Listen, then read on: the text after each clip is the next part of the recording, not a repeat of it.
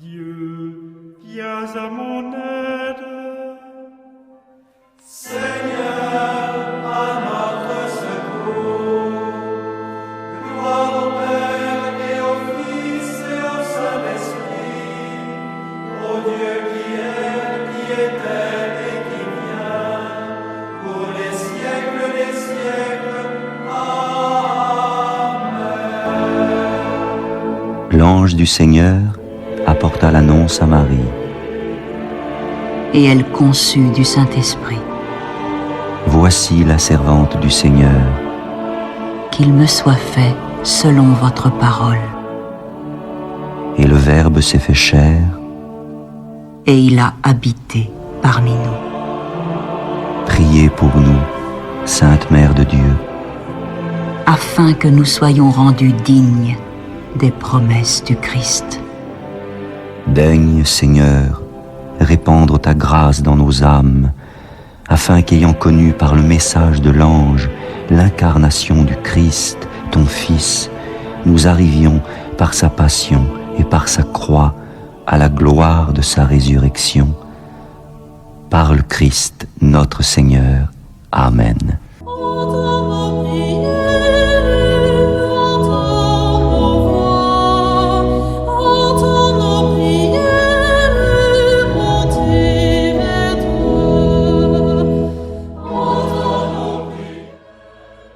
Seigneur, dans le silence de ce jour naissant, je viens te demander la paix, la sagesse, la force.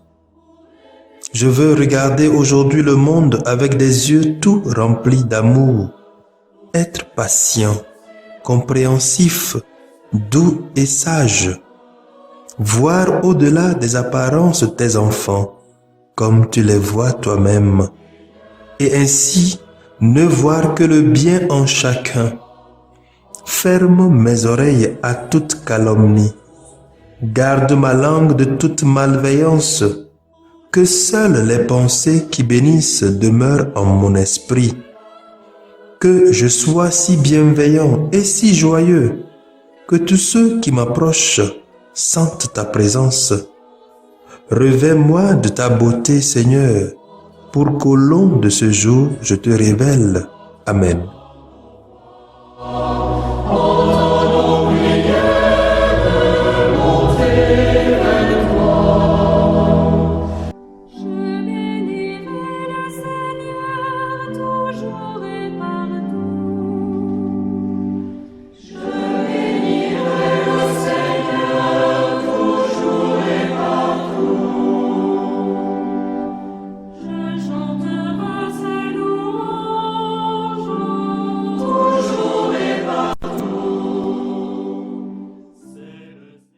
Écoutons les thèses de ce 25e dimanche du temps ordinaire, année A, lu par la sœur Christine Pania NDA, le diacre Etienne Koudjo Mathias SMA, puis commenté par le père Augustin Kamouki SMA.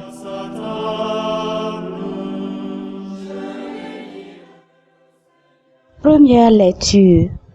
Lecture du livre du prophète Isaïe, chapitre 55, versets 6 à 9. Cherchez le Seigneur tant qu'il se laisse trouver, invoquez-le tant qu'il est proche. Que le méchant abandonne son chemin et l'homme perfide ses pensées. Qu'il revienne vers le Seigneur qui lui montrera sa miséricorde, vers notre Dieu qui est riche en pardon. Car mes pensées ne sont pas vos pensées et vos chemins ne sont pas mes chemins. Oracle du Seigneur, autant le ciel est élevé au-dessus de la terre, autant mes chemins sont élevés au-dessus de vos chemins, et mes pensées au-dessus de vos pensées. Parole du Seigneur.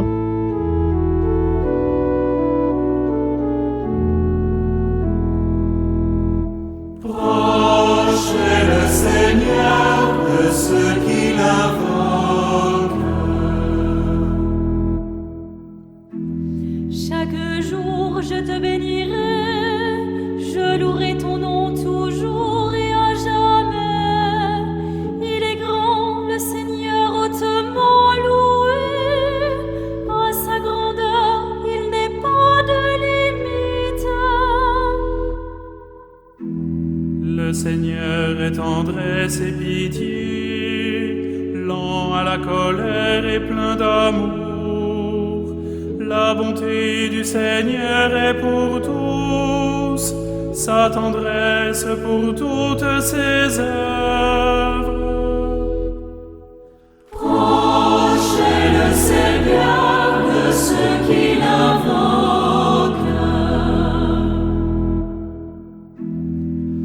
Le Seigneur est juste en toutes ses voies, fidèle en tout ce qu'il fait. Il est proche de ceux qui l'invoquent, de tous ceux qui l'invoquent en vérité. Proche est le Seigneur de ceux qui l'invoquent. Je bénirai le Seigneur toujours et partout.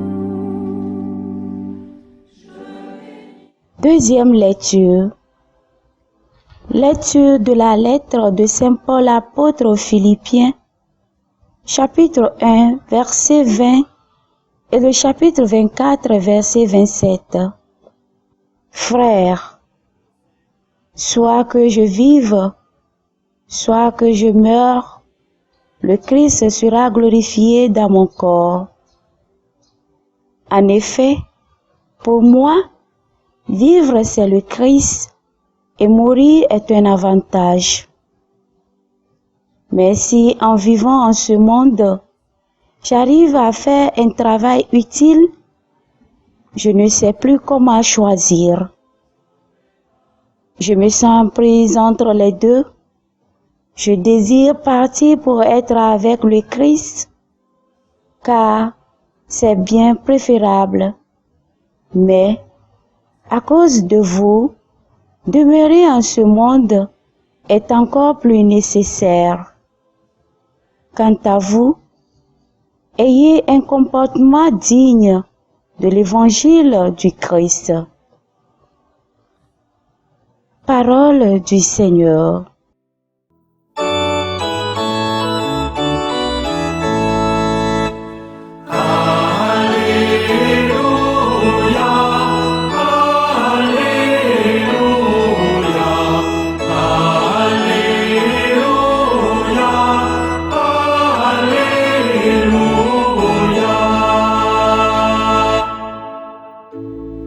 La bonté du Seigneur est pour tous, sa tendresse pour toutes ses œuvres. Tous acclameront sa justice.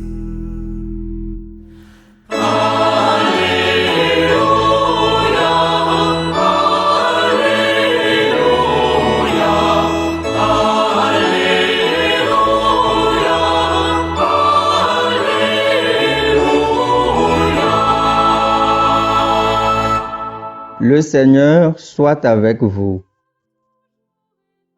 Évangile de Jésus-Christ selon saint Matthieu, chapitre 20, versets 1 à 16. En ce temps-là, Jésus disait cette parabole à ses disciples. Le royaume des cieux est comparable au maître d'un domaine qui sortit dès le matin afin d'embaucher des ouvriers pour sa vigne. Il se mit d'accord avec eux sur le salaire de la journée, 1 denier, c'est-à-dire une pièce d'argent, et il les envoya à sa vigne. Sorti vers 9 heures, il en vit d'autres qui étaient là sur la place sans rien faire. Et à ceux-là, il dit, « Allez à ma vigne, vous aussi, et je vous donnerai ce qui est juste. » Ils y allèrent.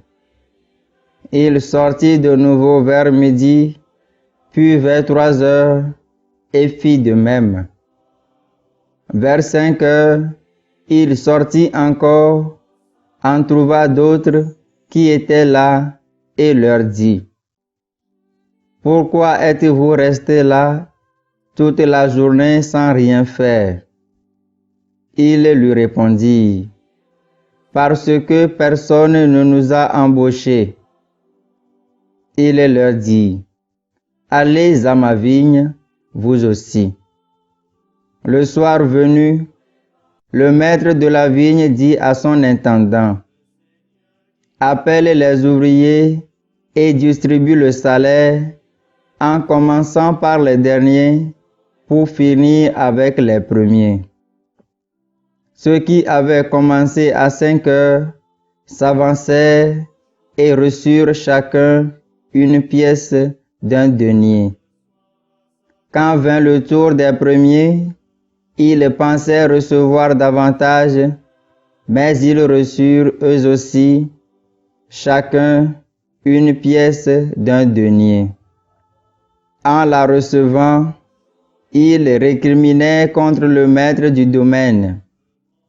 Ceux-là, les derniers venus, n'ont fait qu'une heure, et tu les traites à l'égal de nous, qui avons enduré le poids du jour et la chaleur.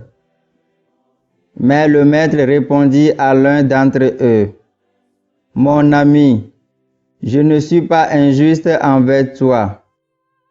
N'as-tu pas été d'accord avec moi pour un denier? Prends ce qui te revient et va-t'en. Je veux donner au dernier venu autant qu'à toi. N'ai-je pas le droit de faire ce que je veux de mes biens? Ou alors, ton regard est-il mauvais parce que moi je suis bon? C'est ainsi que les derniers seront premiers et les premiers seront derniers. » Acclamons la parole de Dieu.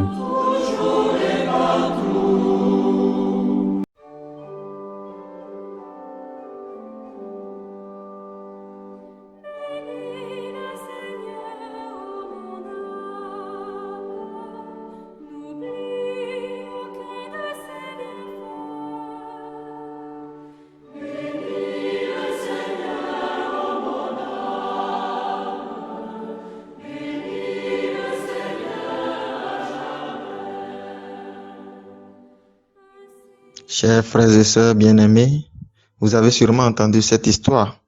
Un ingénieur travaillait pour une entreprise de construction de maisons. Il s'est dit, je travaille dur pour cette entreprise. Et qu'est-ce que j'obtiens? Rien. Je suis sur le point de prendre ma retraite. Toute ma vie, je ne fais que de belles maisons pour les riches. Un jour, le propriétaire de l'entreprise lui dit, je veux que tu construises une grande et belle maison. Je me fiche du budget. Je veux juste que ça soit bien fait. Mais, comme l'ingénieur était plein de ressentiment envers son travail, il voulut embarrasser son patron. Il se dit, quoi qu'il en soit, je prendrai ma retraite bientôt. Je fais ce que je veux.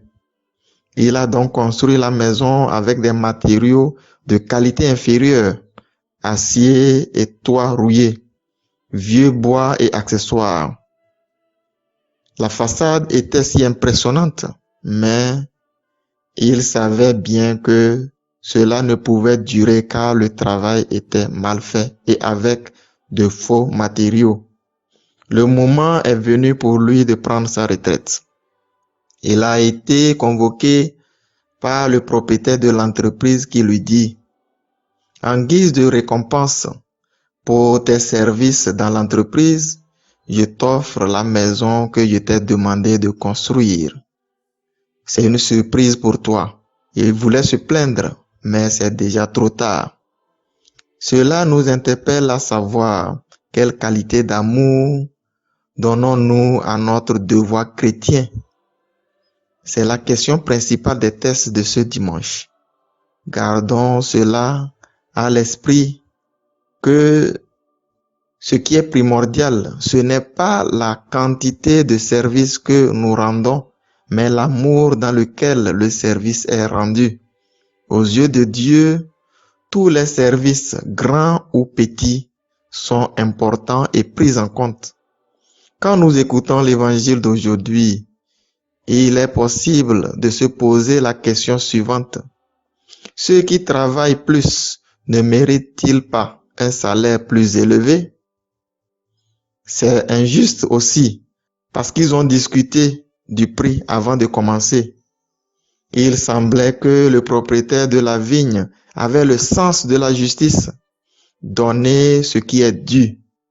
La réponse se trouve vers la fin de cette parabole. Commençons par les ouvriers qui ont été embauchés en premier. Voyez comment les visages s'illuminent lorsqu'il les propose à l'aube de leur offrir un salaire habituel d'une journée de travail dans sa vigne. Maintenant, regardez les ouvriers qui ont été embauchés tard dans l'après-midi. Ils n'étaient pas paresseux, mais plutôt, ils étaient moins chanceux. Ils sont simplement restés là parce que personne ne les a embauchés. Mais ce propriétaire de la vigne les a vus et les a payés un salaire d'un jour. Cela nous décrit un peu la pensée de Dieu. Eh bien, de toute façon, la réaction des ouvriers, c'est juste un rappel de notre ingratitude envers Dieu. En fait, l'objectif principal de l'évangile n'est pas l'attitude des ouvriers qui sont nous-mêmes, mais l'attitude du propriétaire de la vigne qui est Dieu. Que notre Dieu est juste pour ceux qu'il a embauchés en premier, parce qu'il leur a donné ce qui leur est dû. Mais il est généreux au-delà de toute attente envers ceux qui sont arrivés en retard. Que son royaume est ouvert non seulement à ceux qui semblent les plus indiqués, mais aussi à ceux qui nous semblent indignes. Gardons ceci à l'esprit que pour Dieu, tous les services d'amour, qu'ils soient grands ou petits, sont importants et comptent à ses yeux.